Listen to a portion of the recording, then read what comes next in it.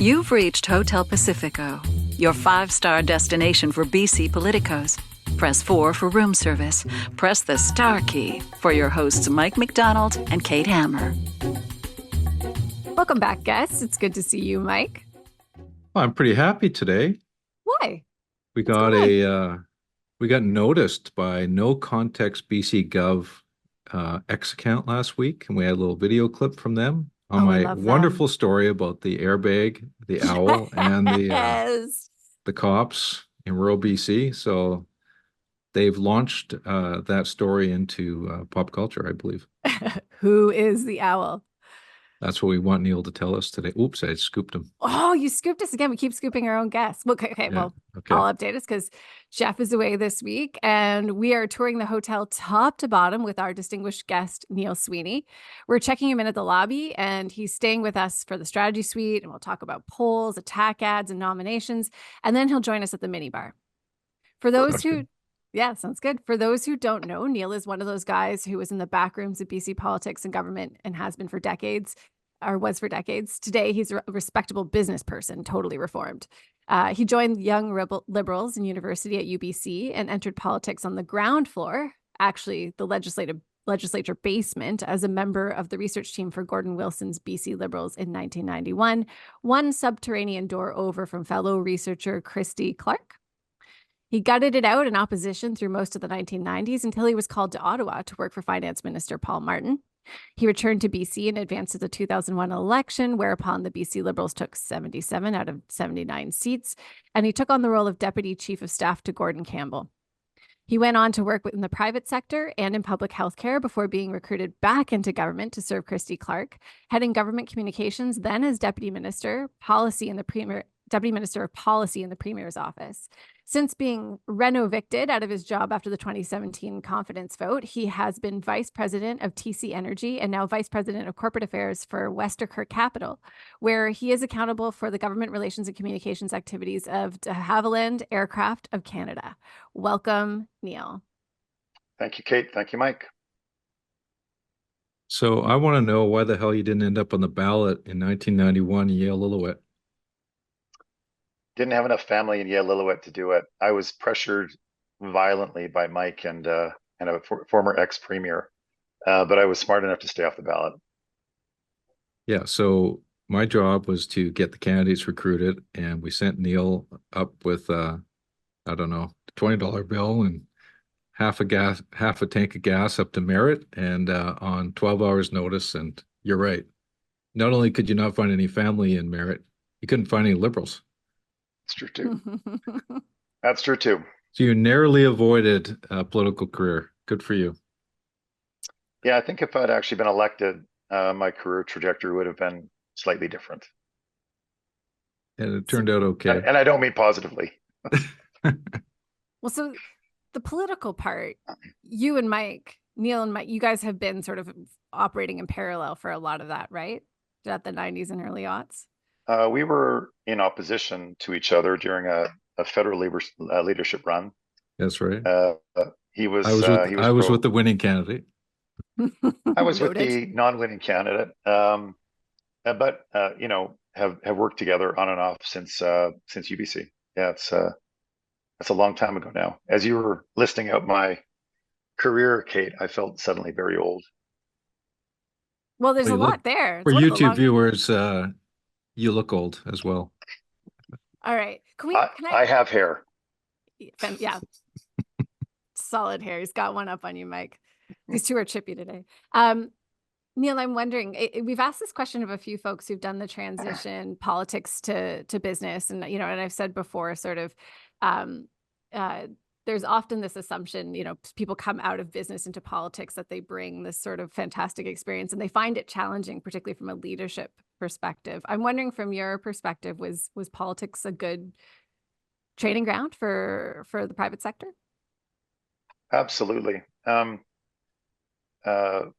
People don't really understand the depth of passion, commitment that's required in politics to be successful. And often you're so wrapped up into it for 24/7. When you get out, you find like you um, you're not as busy, and you wonder, is this a good thing or a bad thing? It is a good thing. I think it's healthy for people to go into government and then to come out, use their experiences, learn what's involved in government, learn how government actually works, because the two solitudes really don't understand each other. Government rarely understands business, and business is so frustrated with government of all stripes, across the world, that you people who are able to cross the sides of the street are very valuable on both sides. And in terms of leadership, I was fortunate to work with some exceptional leaders, both political and bureaucratic, and they taught me very well in terms of how to engage, learn, listen. I think listening is the thing that I gained the most from a number of my mentors. But politics is a great place to get your teeth cut and then get out. Well, I'm Well, you gotta, interested. You mentioned kind of around the world, and in your current job, I know you've been traveling a lot to Yeah. different countries. Is that giving you a different perspective on politics in Canada now that you've been kind of touring around quite a bit, meeting with government, business in other countries? I would say that so right now, with respect to de Havilland, we're manufacturing water bombers that'll be used to fight wildfires across the world, and we're into a procurement process with 6 nations in Europe. Some do it better than others. I think the Canadian procurement system, we've seen it with the F-35, we've seen it with the icebreakers. I think the procurement system in Canada is not healthy. And if there's one thing that I would urge Canada to do, and probably the provinces as well, is understand how procurement can be used as an economic driver for the country, because the other countries absolutely do use that. They see the benefit of purchases, and they see the benefit of creating wealth and jobs in their jurisdictions. With respect to has it changed my opinion on Canada? Not really. Everyone's got a different bureaucracy. Some are faster than others, some are slower than others. But bureaucracy is a own process, and you've got to understand it and be patient. As business, we're rarely patient with government, but in government processes, if you try and cut a corner, you're likely to go back 2 steps before you go one forward. Are you seeing anything in your travels in Europe, just on the populism side? There's a big election result recently in the European elections. France is now going to election suddenly. That might be jarring to Canadians to walk into European political situations sometimes these days. I was in Munich in January, February, one of the two, and there was a large anti right-wing demonstration against the alt-right in Germany. There was I think it was 150,000 people in Munich. I think Berlin was the same. It is a polarizing. Well, I think politics is getting polarized globally. We were dealing with Portugal. They changed governments recently. Italy's changed governments. So I think around the world, you're seeing the center get squeezed by the left and the right, and I think Canada's pretty much the same at this point. You're seeing fewer shades of gray and more shades of black and white. are you pointing tell me a little bit about what you're seeing in Canada, because I mean, let's pick the sort of Polyev Trudeau discussion right now. Does this feel different, say, than a Harper Trudeau contrast before?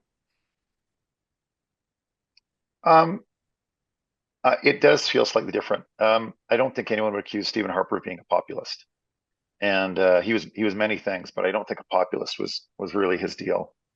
Mr. Polyev is certainly a populist. He knows how to gin up a crowd.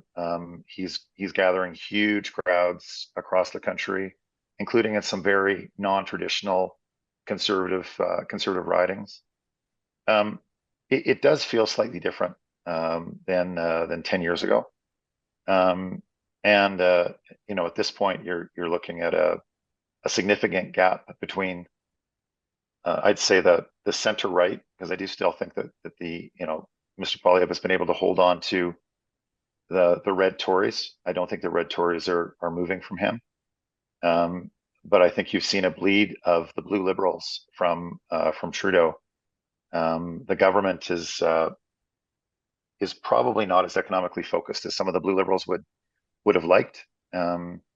So you end up having this dichotomy where I think the economic voters are moving toward Poilievre, and probably the more social and socially liberal voters are moving with Mr. Trudeau. How does this play out over the next 15 months will determine whether or not we have a different government, or how large the different government actually turns out to be.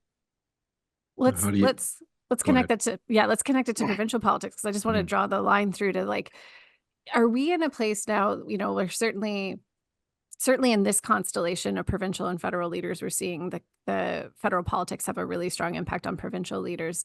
Is this sort of a moment in time, or the new normal for BC? So going back to your question about federal politics bleeding into provincial politics, Mike will know this.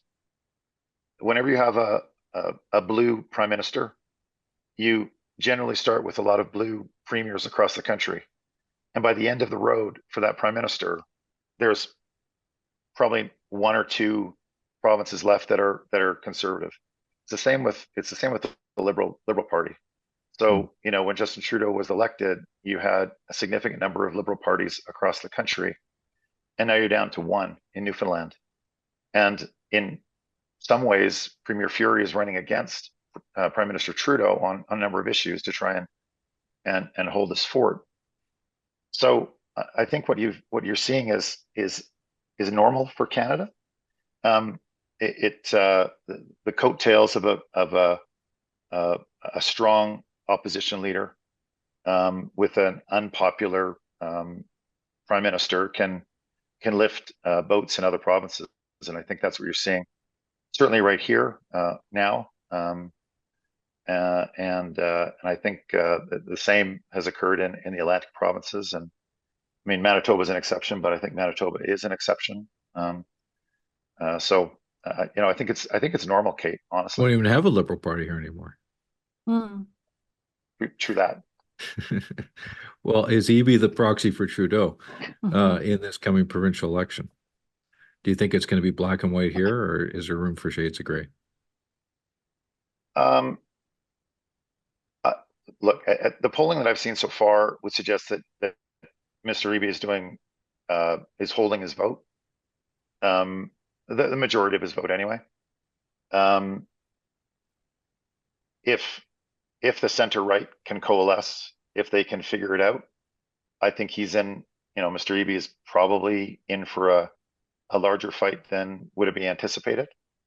But until the right figures it out, if they ever figure it out, I don't think the premier is losing any sleep. He's leading by, say, 10 or 11, and that's enough for a very, very solid majority government, even if he loses a few in the Valley and other places that are traditionally non-Democrat. Well, Kate wasn't born yet, but you and I were around for 1991. Yep. When the BC Liberals came to rise out of the ashes like a phoenix. How do you compare this election coming up 2024 to 91, where the Conservatives have risen from the ashes themselves here this time, but we haven't had an election yet? Well, certainly then opposition leader Chrétien was very popular. But I'm not sure there was that huge correlation between the federal and provincial party at that time. I mean, people that were supporting the parties were generally the same kind of people, but then, you had a large number of economic liberals supporting social credit. Mr. Wilson was he had lightning in a bottle on one particular night, and people stood up and took notice of him. The brand helped, I think. I think this time, you know, Mr. Rustad is certainly being helped by the stunning popularity of Pierre Poilievre across the province. And if he can convince the BC United supporters that there's only one way to beat the NDP, then he's got a shot. I mean, I think, Mike, when back in 1991 and 1990, I was good friends with Melody Harris, who I think at the time was the president of the Social Credit Party, and she said to me that I was her husband rebuilt the Social Credit Party from the ground up. Absolutely, Hugh Harris. Hugh Harris from the Big Blue Machine in Ontario, and she looked at me as if I had three heads because I was going to be supporting the provincial wing of my federal party. She said, "If you want to beat the NDP in this province, you can only have one horse. You can't have two horses." And if the Liberals and Social Credit split the vote, you know, you're going to elect Mike Harcourt, and that's what happened. Now, at the end of the day, I think Mike Harcourt was incredibly popular in his own right, and he did well with non-traditional New Democrat voters. But she wasn't wrong. You know, if the center right decides to have two parties on the ballot, two candidates on the ballot, I think you're going to see a lot of New Democrats elected later in October. I want to pick on the idea, though, that this is normal. This is a normal influence of the federal politics on provincial politics, because I think what we have right now is a leader of opposition with very, very low familiarity with voters, and you know, he's one of two, or was one of two, members of a party that has never, you know, that's been sort of a non-existent for has no real history in BC in the provincial legislature. So like, is it not fair to call this moment a bit unusual? Like the strength of the Poilievre effect to this particular party is not unusual? Well, the brand is certainly punching above Mr. Rustad's weight. I mean, I'll be upfront. I worked with both John Rustad and Kevin Falcon. I like them both as people. But the coattails of Mr. Poilievre are long. So I guess in that sense, Kate, it's a little unusual because as you correctly pointed out, the BC Conservative Party has been relatively defunct for, well, 50 odd years, I guess, at this point. There's been groups that have held it together and kept the brand alive. But you know, John Rustad right now is finding himself in a very enviable position where the brand Conservative is very popular, and people are believing that Mr. Rustad stands for Mr. Poilievre's policies, and I think to a large degree that's true. But you know, if you don't get the other 10 or 12 or 14% left from BCU, you're going to end up with a New Democrat government. I mean, the math it's not that difficult. I want to reach back to another historical example and tie it to present day, and that's 2001, where you were a big part of the team heading into that election. And there probably hasn't been an opposition party more prepared to govern as Gordon Campbell was in 2001. He'd spent 8 years in opposition. He was done with opposition. And that second term of the NDP went into overtime. So by the time we actually got to election day, they were on fumes big time. And the briefing binders and the transition documents were probably from floor to ceiling in terms of what Ken Dobell and Brent Eaton and all those had put together.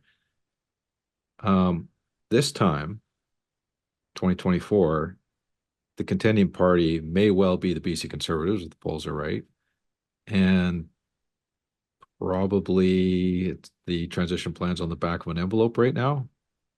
So if you were them, what would you be doing in the next 3 months to deal with that? Ignoring it all. Yeah, I wouldn't worry about the day after the election. I'd worry about election day. I think we saw that with Adrian Dix. He had measured the drapes, excuse me, and was ready to roll in as the new premier, and forgot that you have to win. So if I was the BC Conservatives, I would ignore the transition. People will help. People will come. The bureaucracy will not let you fail. But I would not take the eye off the prize. And if you do, you're spending time on something that may never happen. Can we talk a little bit about something like the role you held as deputy minister to the premier is something as someone from coming from outside BC, I'm interested in understanding, because there's these different, in different provinces and in Ottawa, right, in different capitals, you have these different models of basically how you staff communications, right? There's the more decentralized model where ministers have their own communications team, political and bureaucratic, and then the more centralized version too, where basically I'm going to say different people can be that interlocutor between the political and the civil service, the public service. So tell me a little bit about what that role is in BC, and how to do it well. So there are two models for government communications. Generally, it's either having someone who's political and trusted to lead the communications effort, staffed by a team of the bureaucracy, or it's a senior civil servant who is out of the bureaucracy themselves. I'm a proponent of having someone trusted by the government to ensure that that the government messaging is being accurately portrayed. There is nothing worse than having a great policy fail because it's been executed incorrectly by communications. And communications isn't the be all and end all of a government, but if you fail, it's difficult to get the confidence of either media or your political masters back. So when I was there, we did change the deputy out. I went in, and I was there for a little more than a year. I really enjoyed the role. Executing government comms is a challenging role. It's 24/7, and you deal with a plethora of issues, both reactive and proactive. And at the end of the day, the speed dial that you have is with the chief of staff to the premier and or the premier, him or herself, and that's who you're accountable to. So it's an interesting role, but it's not one for the faint of heart. Well, it's one, I mean, and I think you started with this when you're talking about the transition from politics to the and government to the private sector. It's like you'll never find anywhere else where you find that volume consistently, that volume of announcements or that volume of issues management and significant issues management files to manage. No, yeah, go ahead. Absolutely. My successor, John Fraser, he took the role after I left, and he ended up dealing with a mine that had overflowed its banks as a tailings pond in the Kootenay in the interior, and it was 24/7 for weeks for him, just dealing with the fallout from that particular environmental incident. And no one can predict things like that. No one can predict how you're there's no textbook for it. But I thought he did an excellent job at ensuring the messages from government were getting out, that people were comforted, they were reassured that government was on it, and that we were doing everything we could to make things right and protect the people and the environment after that occurrence. I mean, the reality with government communications, because there's hundreds of people who work in it, is that most people are lifelong public servants. Vast majority.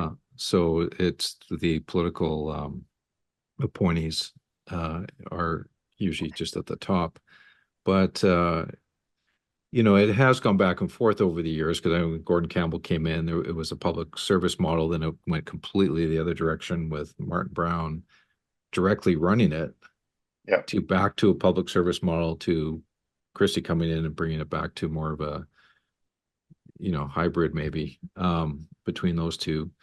So I noticed that even under the NDP, they've gone back and forth as well. I mean, they started out with Evan Lloyd, then they went to a more public service model. Now they've got they had Maria Del Mattia, and now they have Jim Murkowski. So they're probably where they should be right now, with someone, a seasoned hand who is a good communicator, who understands the political agenda.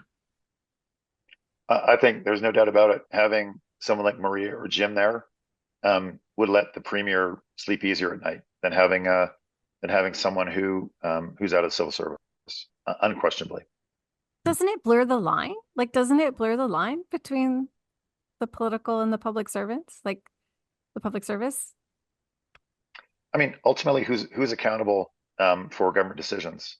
The politicians. The bureaucrats develop the policy solutions, but it's the politicians that live and die by it. So I would say that if you had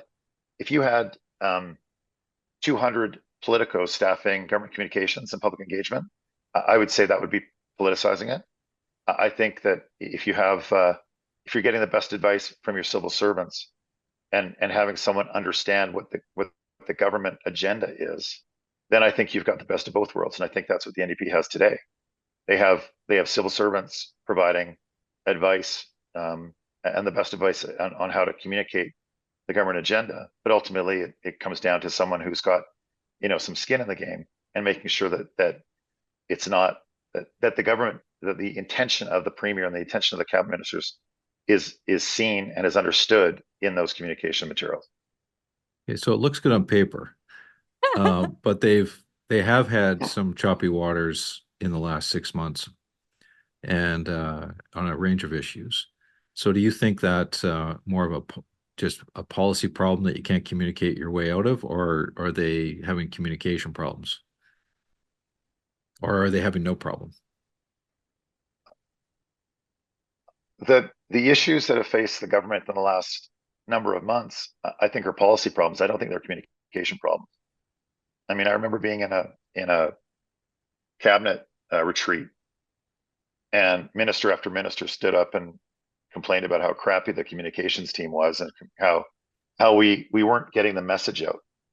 And sometimes you can't turn a silk purse or a sow's ear into a silk purse.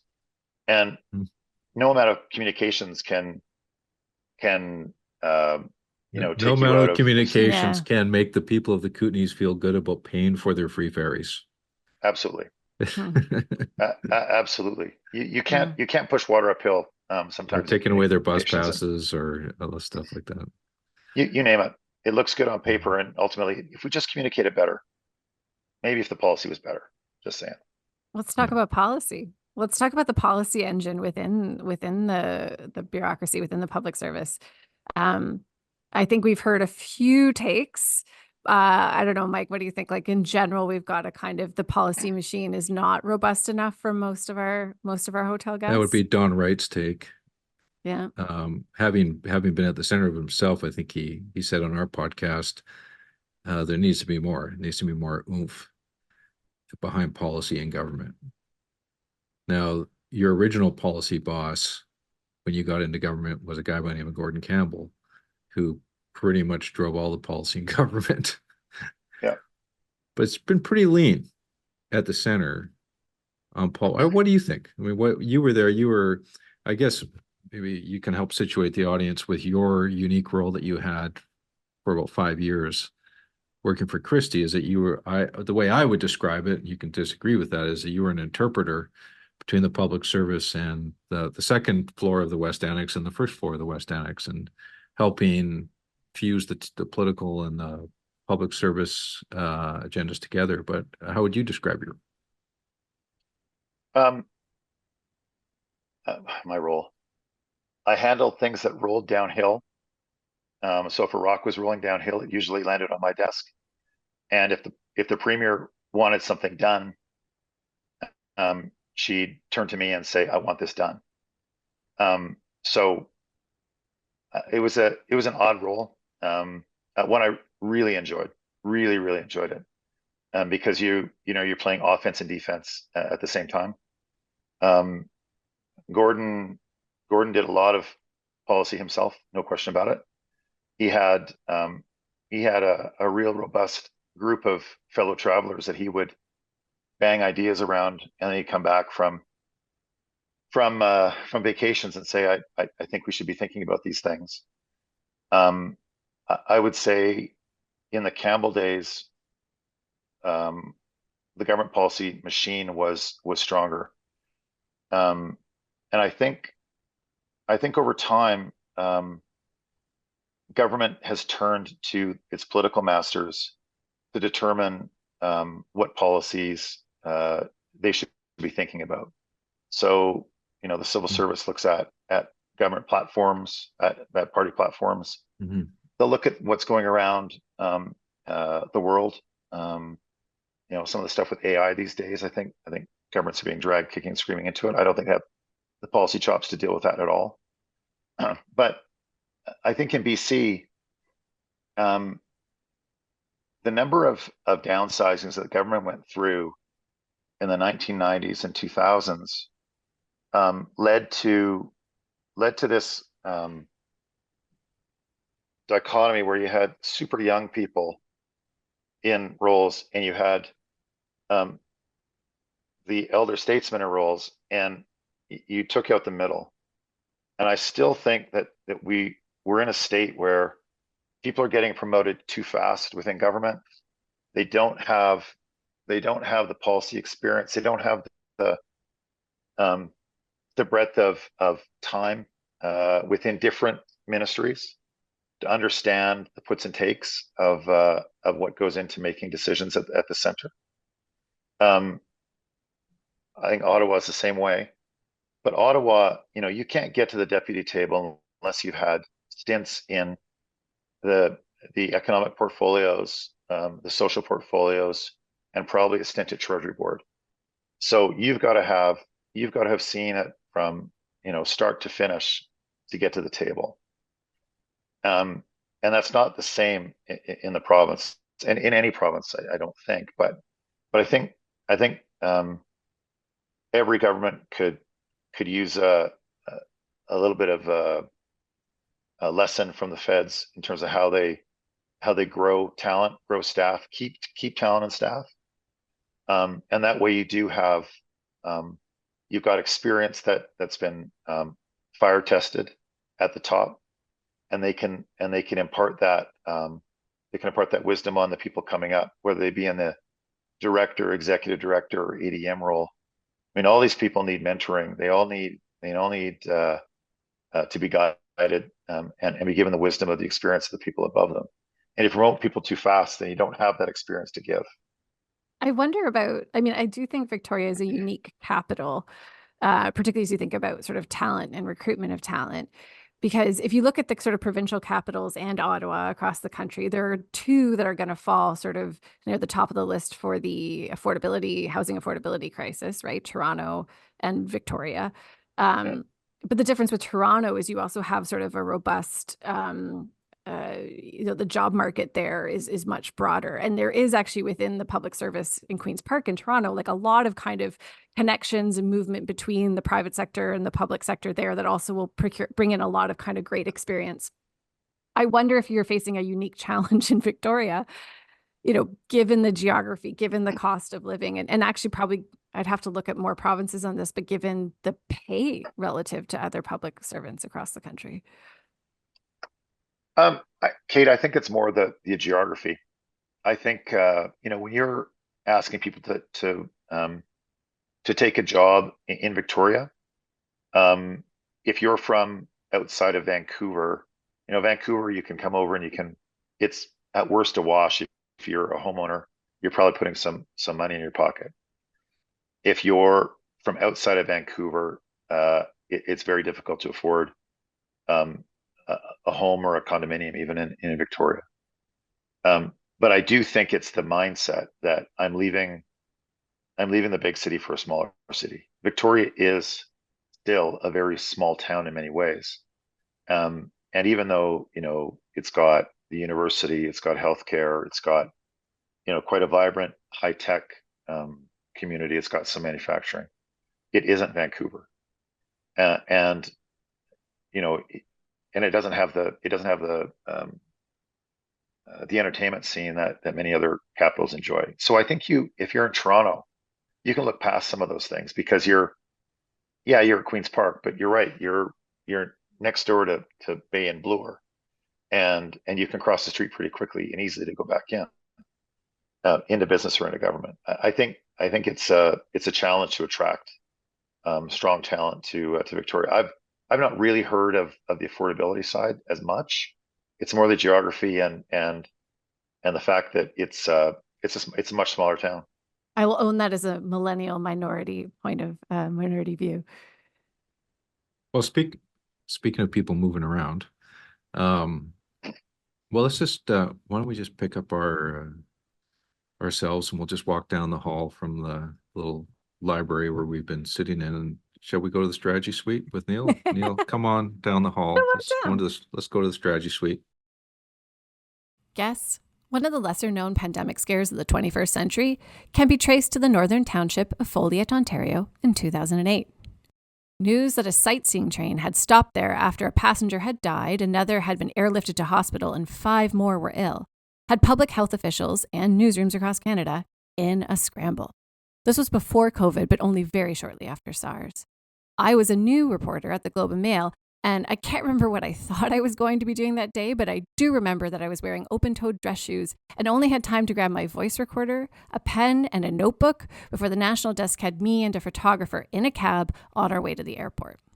When we got to Folliot, most of its 193 residents were lined up along the edge of town where the train was parked, and a slightly drunk and definitely not ill or quarantined British tourist was leaning out of the window to tell us all that everyone was fine, the sudden illnesses were all a coincidence, and the passengers who'd fallen ill just had food poisoning and were feeling much better. That was the moment, as I readied my thumbs over my state-of-the-art BlackBerry Pearl to update the news desk, that I realized that Folliot, Ontario, the white moose capital of the world, did not have cell phone reception. Guess I still needed to verify the buzzed Brits' version of events, but time was of the essence because it was becoming apparent that a story that hours earlier had seemed worthy of international headlines had just become downgraded to a complaint to Consumer Reports. And I had no way to reach my editor. Being the dedicated young reporter that I was, I held my BlackBerry up to the sky and ran in panic circles in my open-toed dress shoes, muttering, "Please, please, please, please." It still didn't work. Still no signal. A kind local ended up letting me use their landline, and I filed just before a deadline for an A1 story that did not raise a false alarm of a global pandemic. I traveled back to Toronto the next day with a fresh perspective on the importance of connectivity, particularly in a potential crisis. Because reliable real-time access to information is one of the most important things in any emergency. When residents are on alert or they need to evacuate their homes, the most critical piece of tech at that moment is their phone. It's a source of live updates and a way to reach loved ones. That's why presenting sponsor TELUS has spent the last 20 years developing a playbook for keeping people connected when emergencies arise. It includes liaising with multiple levels of government and provincial agencies to coordinate a response, and an emergency management operating committee comprising about 80 vice presidents and directors from across the company who come together during crises. Responding to natural disasters has even created opportunities for TELUS to provide humanitarian aid.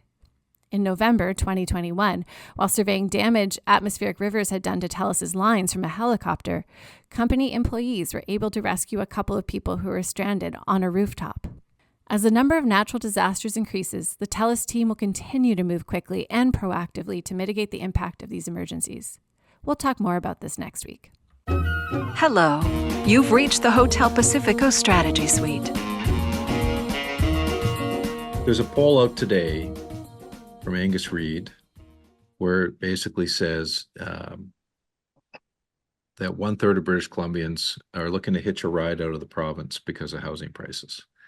And then there's other stats have come out that the province has been losing residents.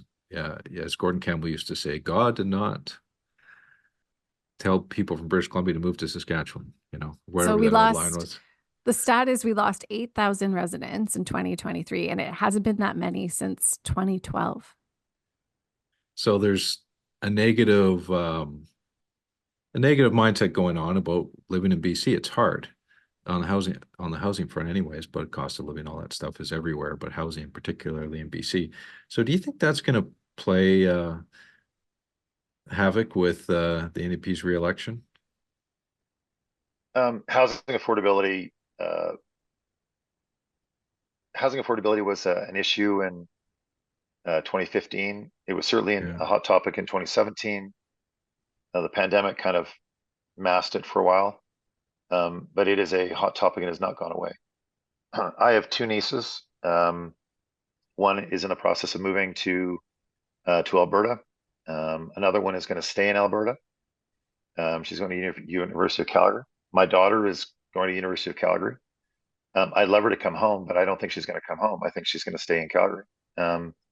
The challenge of being a young person and either trying to rent or to own a home is real. It's difficult, and unless something changes dramatically in terms of supply, we are going to continue to see people leave the province for other places.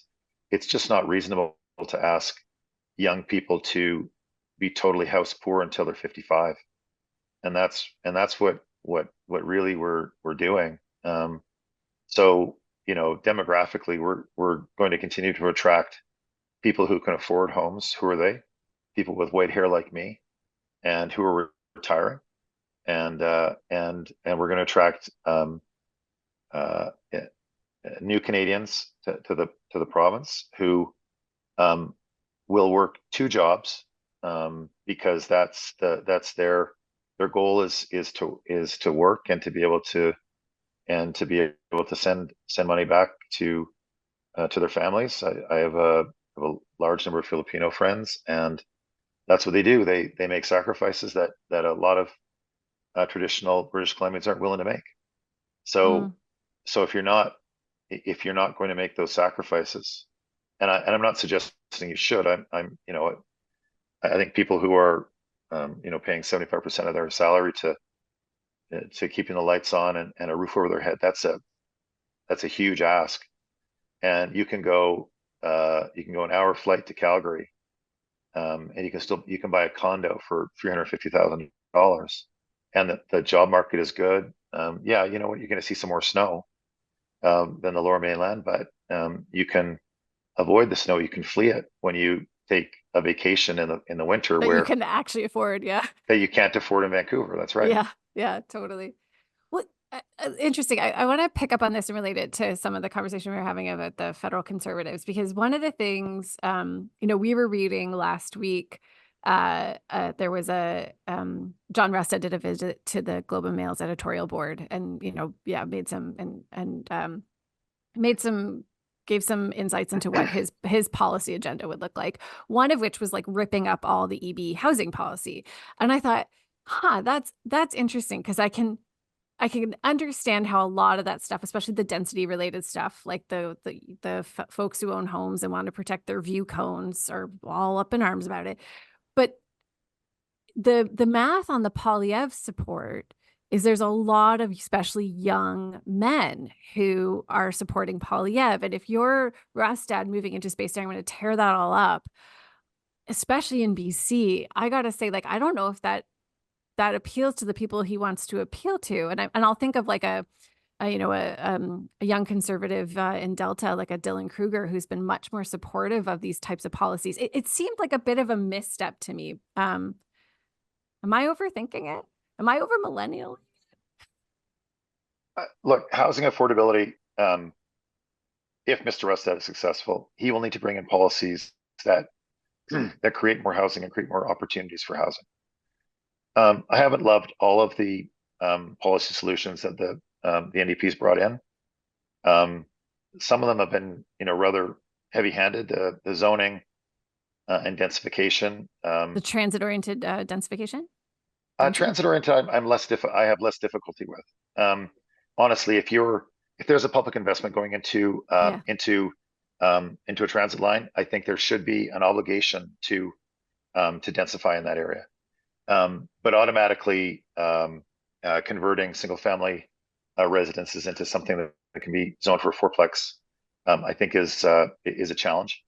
So I think there's policy options out there that Mr. Rustad will have to look at, and maybe he just needs to be a little bit more refined in how he in what he's in what he's going to dispose of, or if he's electorally successful. Take a scalpel, but not throw it all out. I think it's surgical. You know, Yeah, the federal government today talked about investing $1.5 billion into co-op housing in British Columbia. I don't know if co-ops are the answer. They're certainly part of the solution. I think everything's part of the solution. As long as there's another house built, another home built, then you've got an opportunity to house somebody more affordably. So, you know, I think it's TBD to see what's going to be, you know, what the magic bullet is. But if we're going to be losing residents from the mainland and losing residents from British Columbia, that will dampen the need for supply. And I'm not suggesting that's the right thing to do, but it'll dampen the need for additional supply. Well, you want to talk about economic policy? Like if we lost 8,000 residents last year. Like this is one of the critical bodies, human capital, one of the critical pieces you need.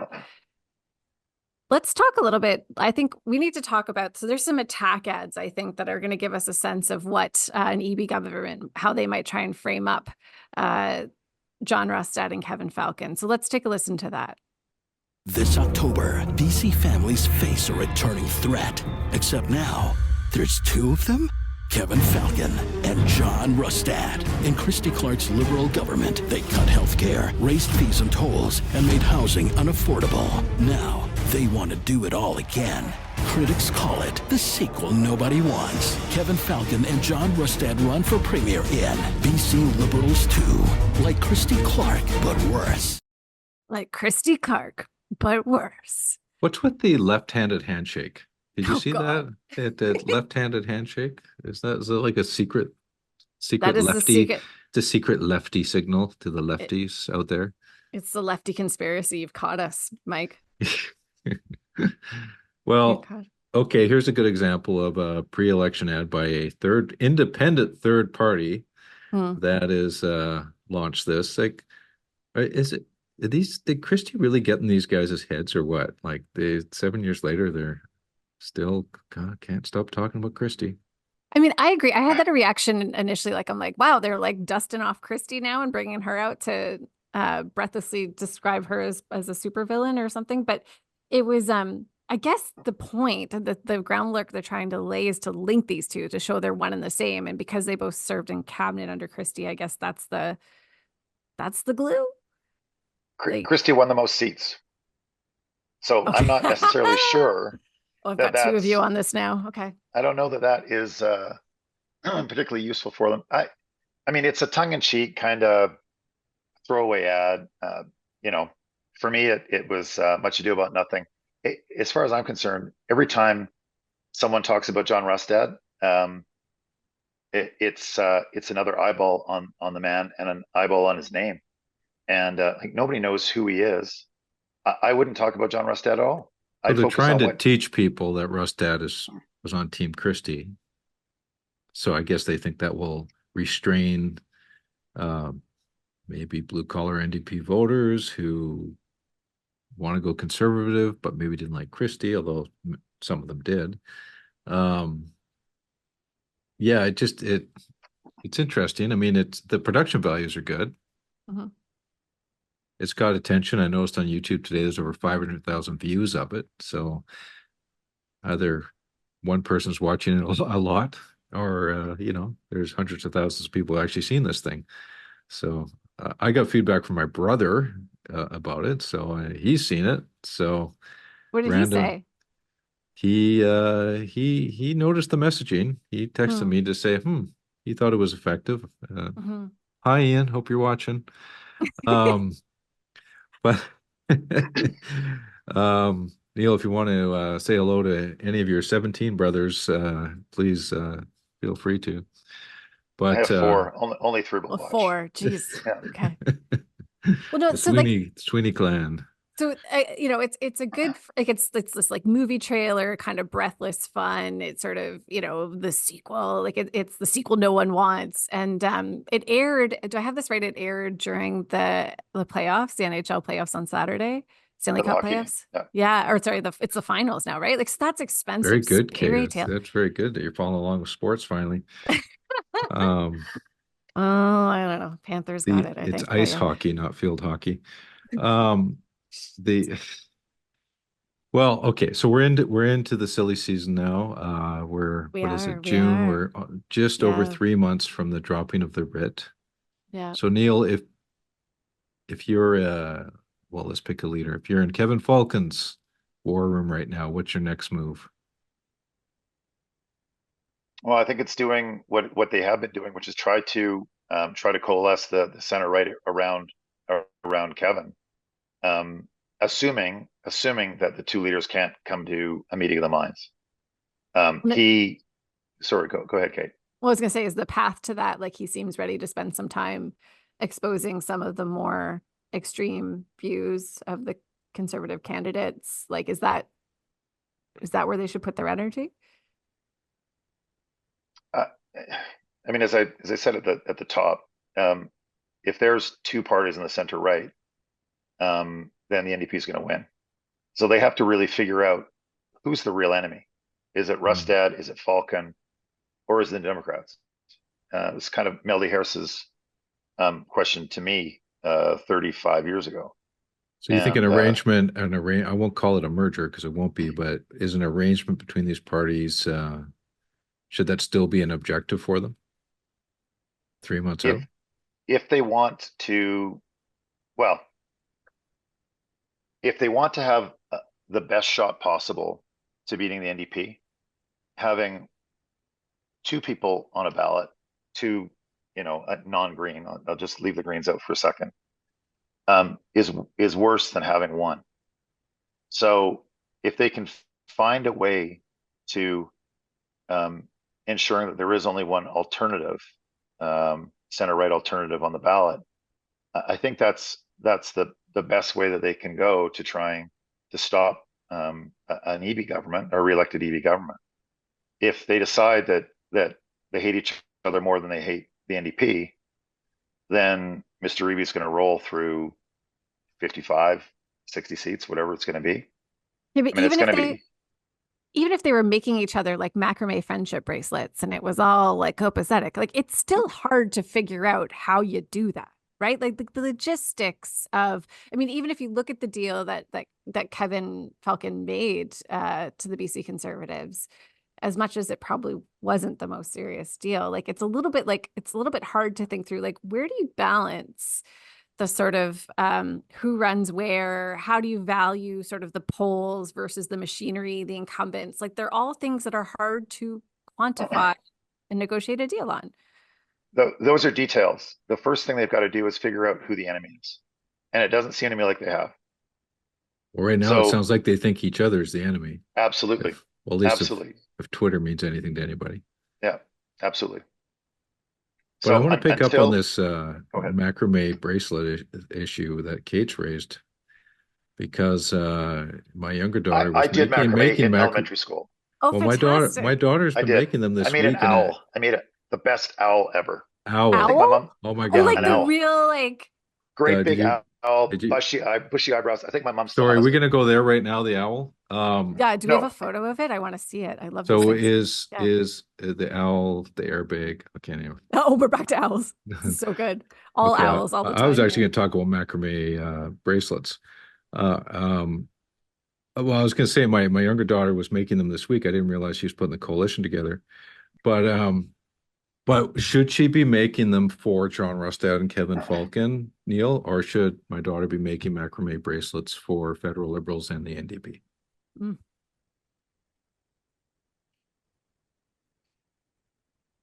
Or for both? Well, right now, the federal Liberals in BC, if the polls are accurate, are friends and family of the sitting MPs. So I'm not sure how many are left. I mean, we won't have to make many macrame bracelets. The federal Liberals, I think, have abandoned the Liberal Party for the Democrats provincially successively over the last couple of elections. I think they really coalesced around John Horgan for sure. Now, Horgan, you could argue, maybe could have been seen as a traditional federal liberal. He spoke economic values while at the same time speaking social benefits, social truths, and so you could make an argument that he was more of a traditional liberal. Mr. Eby maybe a little bit less so, but I don't know that there's any federal liberals left for the NDP to come and get.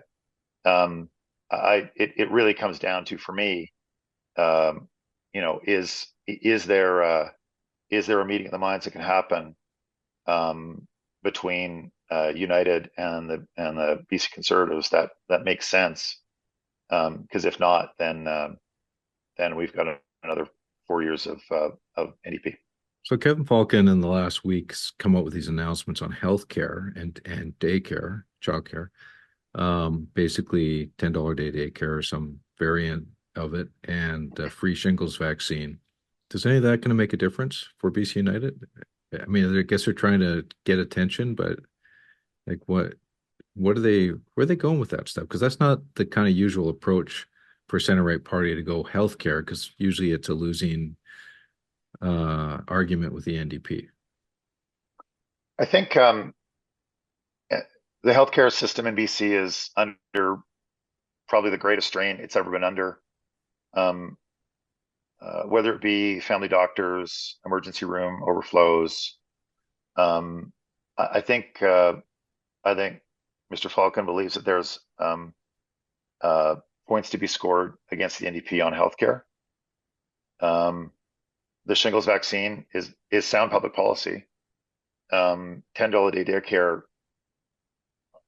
I mean, if it's done right and it's mean tested, I think it makes some sense.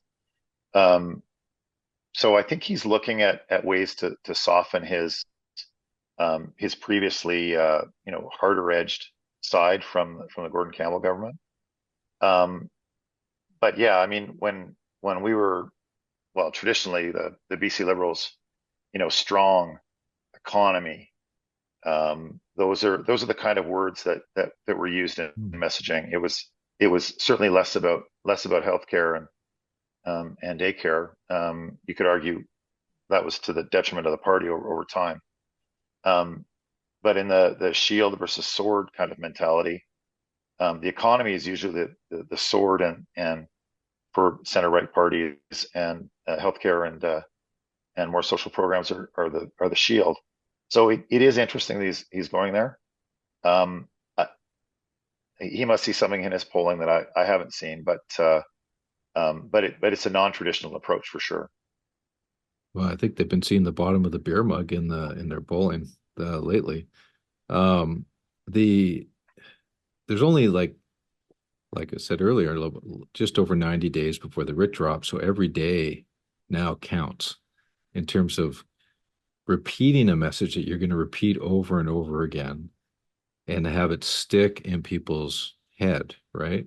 And I don't get a sense, frankly, from the government, from BC United. If anybody's getting a message to stick, it's Rustad, because he's just basically saying everything's broken and I'm going to take a bulldozer and bulldoze over everything. That's the message I get. I think Rustad is the most consistent in his messaging these days. He doesn't have the millstone of a track record that the NDP does after 7 years, and he's got a built-in party platform that people understand. They understand what conservative means. BC United, unfortunately, doesn't really have that at this point. They don't have there's not when you think of BC United, you don't necessarily know where they fit on the spectrum, because it's still a relatively new brand, and I'm not sure it was effectively communicated about what it was they stood for when they changed the name from the BC Liberals to BC United.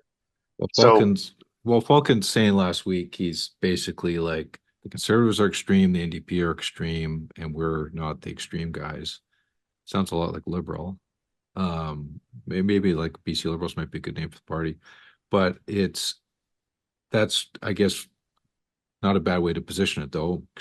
Two extremes were not the extremes, but then Sturco bolts the barn, and she was someone who could have been given, help personify that message. So now they're trying to rip her down.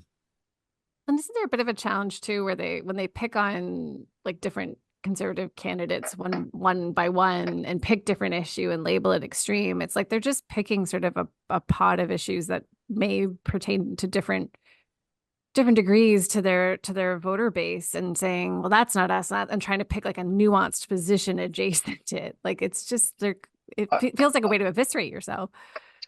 I think the days of the gotcha social media against candidates are a little bit done.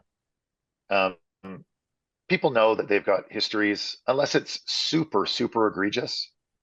I don't think people pay attention. I think they go, yeah, it's just another politician being stupid. Okay, fine, whatever. It used to carry some weight. Used to carry real weight. If you can find it where it's, I think in the 2013 election, there was an NDP candidate in Kelowna that made a few statements that seemed to be anti-Indigenous. Dana or somebody like that. Yeah. Yeah. It was some anti-Indigenous messaging, and it was not good. And it wasn't, and it was not on the brand of the party. So they ended up having to move along from the candidate. But that was the consequence for the NDP was it blew them off a message for at least a day, right? And absolutely. That's what campaigns try to do. An election campaign is store up this ammo to blow the other team off course, which is happening now. Which is they're now trying to blow candidates up now, at least in terms of the BC United, BC Conservatives, because they're in a war of attrition here. Well, I think United's probably doing Mr. Rustad a favor by identifying these guys now. At least one has walked away from the candidacy. You might see more. But at the end of the day, do voters really care? I don't know anymore. In the day of Trump, do voters care? I don't know.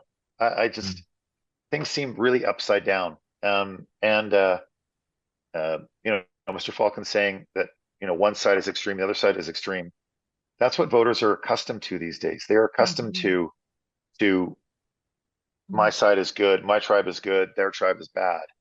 It's way more polarized than it has been in a while. U.S. politics has become tribal basically at this point. So I think at that point it's which tribe am I most closely aligned with, and the number of free agents seem to be shrinking.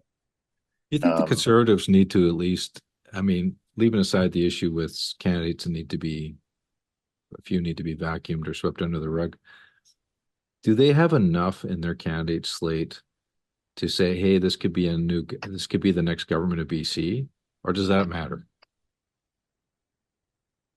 Gordon Wilson came perilously close to winning an election in 1991 with a bunch of people who didn't do anything. They had people voted for their candidate.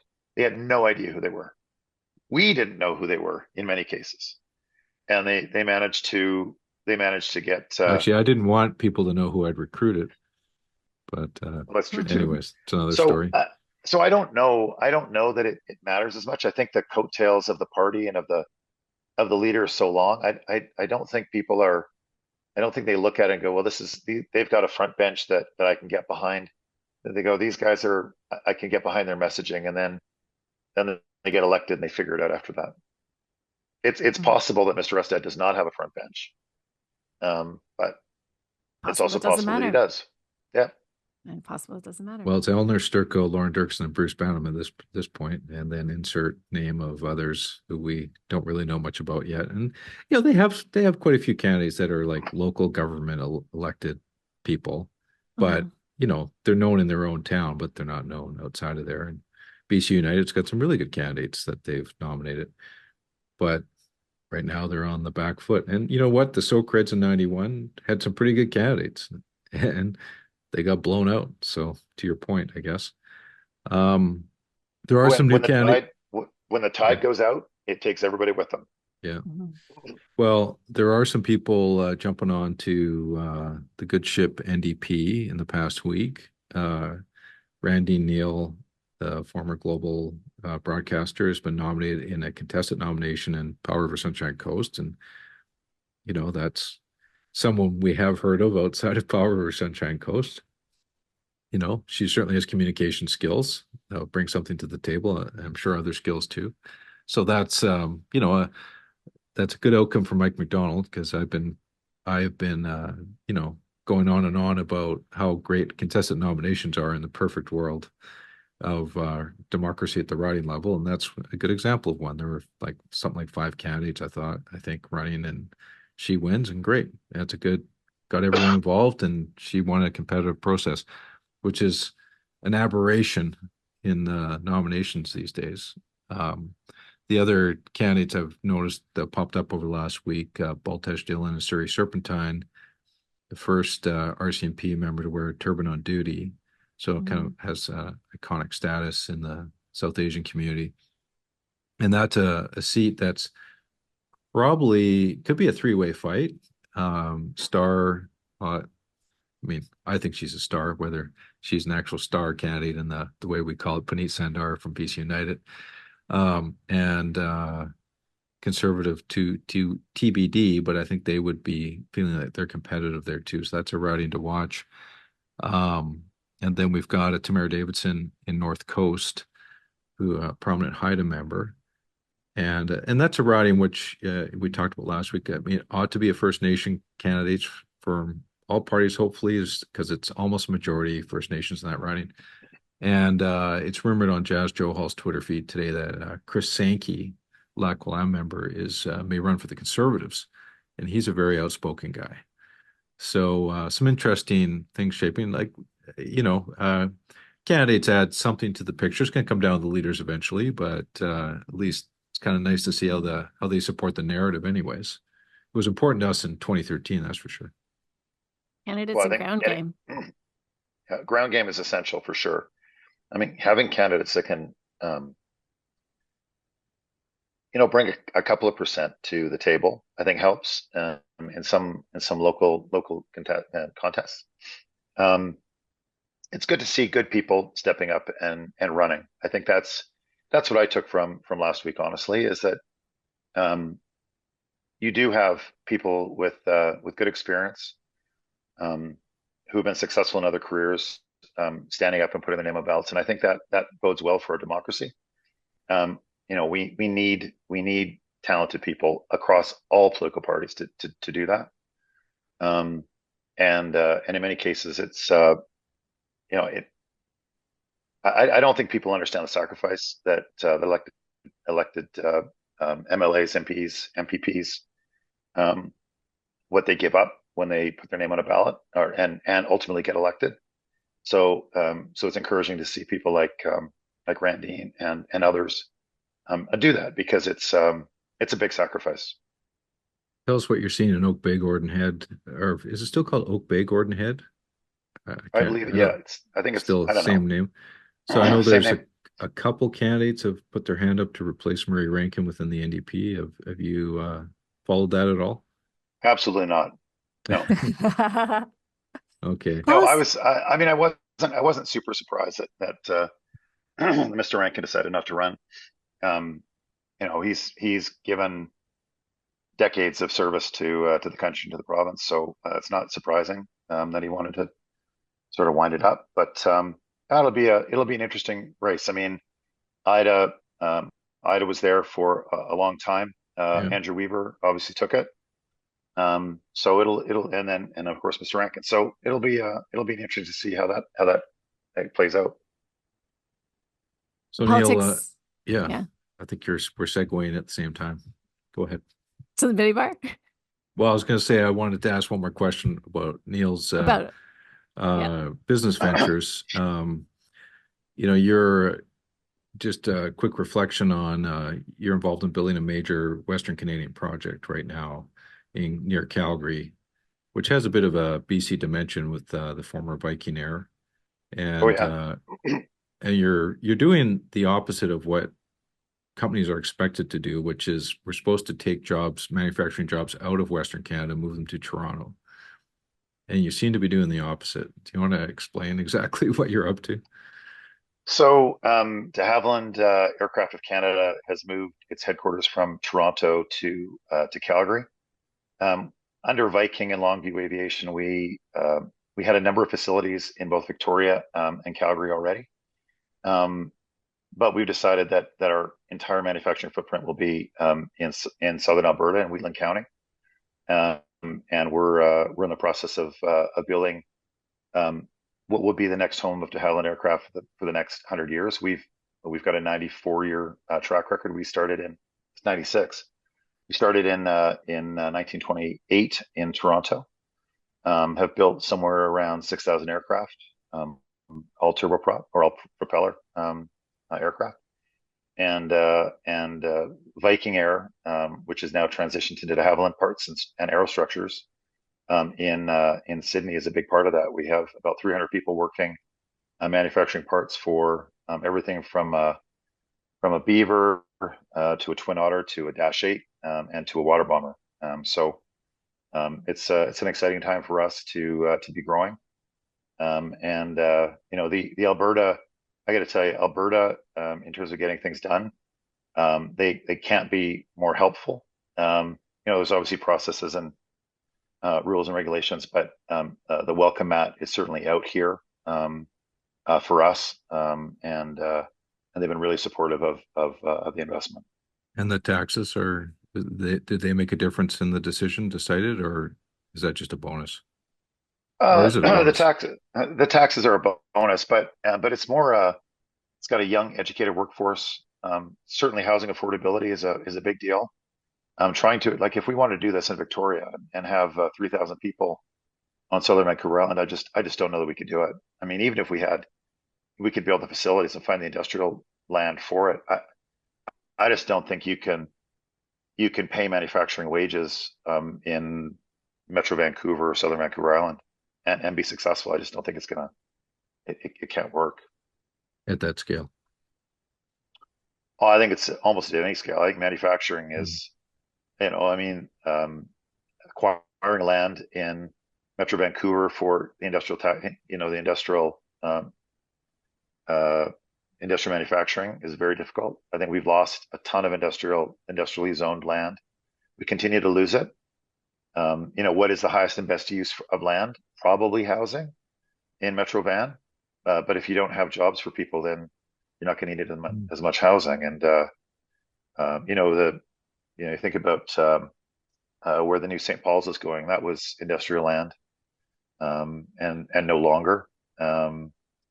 Industrial land is at a premium all up and down from all the way up out to Hope. So I think it's something that all levels of government have to be concerned about, because ultimately, if you don't have an economy generating jobs, you'll have a service economy, which is fine, but it's not going to have the spin-off jobs that come with having a head office or a manufacturing plant in your backyard. Hey, Kate, I think you're pretty thirsty by now. Parched. Let's grab a drink. I want to get personal and share my family's energy story. Black thermal coal. Over a century ago, my grandmother's family mined it under the Atlantic seabed off of Glace Bay, Nova Scotia. Some moved west to apply their skills to underground mining in Drumheller. That's where my grandparents met. There were dozens of coal mines in the Badlands, and my grandfather had the high-grade mine and the Rose Deer mine. Coal was how millions of Canadians heated their homes for generations. And when my mother was growing up in Vancouver, her home was heated by sawdust. Vancouver would have smog thicker than pea soup in the 1940s because of sawdust burning in households across the region. When I was a kid, our home in Haney, find that on a map, was heated by oil. The big oil truck used to come to our house to fill up our massive oil tank. When I was a high school kid, the gas network was extended to my neighborhood and our heating became a lot cleaner. Today, I lean on both gas and electricity for home heating. Fortis BC also has deep roots when it comes to energy in our communities. Their first hydroelectric dam was built near Nelson in 1897, and Fortis BC's Tilbury LNG facility has been safely operating in Delta for more than 50 years, storing energy for when our province needs it most. Today, gas infrastructure connects over 1 million homes and businesses throughout BC. And like the shift from coal to heating oil to natural gas, our province's energy system continues to change. Fortis BC is reducing greenhouse gas emissions by transitioning away from delivering conventional natural gas to delivering renewable and low-carbon gas. Gas, along with electricity, is an integral part of a diversified energy system. Thanks to Fortis BC for letting me share my family's energy story. What's yours? Fortis BC. Energy for a better future and a better podcast. Let's raise a glass or take a shot. Time to raid the minibar. All right, this week I want to take a shot at Delta Mayor George Harvey. Looks like Delta City Council is trying to be the new Surrey City Council. And George Harvey's been in the headlines for a bunch of reasons, including a big cleave within, what is it called, Achieving Delta, the alliance there he's in. There's been a big cleave there, and the falling out has roots in him having some really expensive travel, having some really luxe travel bills, which he has yet to defend. And I don't think it can go on much longer without you saying something about, why you spent, I don't know, $1,500 on a hotel in Victoria, or why you felt you needed to go to Amsterdam. So Mayor Harvey, speak up, say what you were planning to do. That's my shot. Well, I'll jump in. I'm going to change mine now that you said that one, and I'll take a shot at the mayor's office in Vancouver, because they are in a little bit of hot water right now for also asking for a budget increase for the mayor's office. And we're on the heels of combined 18% or more tax increase in the city of Vancouver. Now is not the time. Now is not the time for an increase for political office. It's just not. And I get the demands that are on political offices, and they're probably increasing, but you're just going to have to figure out a different way to do it. Yeah, not at the moment. Because you can't ask taxpayers to pay more, even though it would be, I know the arguments would be like 2 cents on everyone's property tax bill for that increase, or they're reallocating from another area of government. If you can reallocate from somewhere else, then just don't spend it. Fine, those are savings you can charge the taxpayers less next year. So with respect, Mr. Mayor, I say this is a battle you shouldn't fight. Stand down, say you listened, and sharpen your pencils, and try to cut the budget everywhere, and give people a break. Calling for some humility from the mayors. You got a municipal theme, Neil, or something else you want to do? I'll raise a glass to the first election attack ad. Is nothing kicks off silly season like a good attack ad. I know Mike's had a hand in a number of them. We've got 90 days to go before the writ. Lots is going to happen between now and then, but it was nice to see. What's your favorite all-time attack ad? Oh, please, yeah.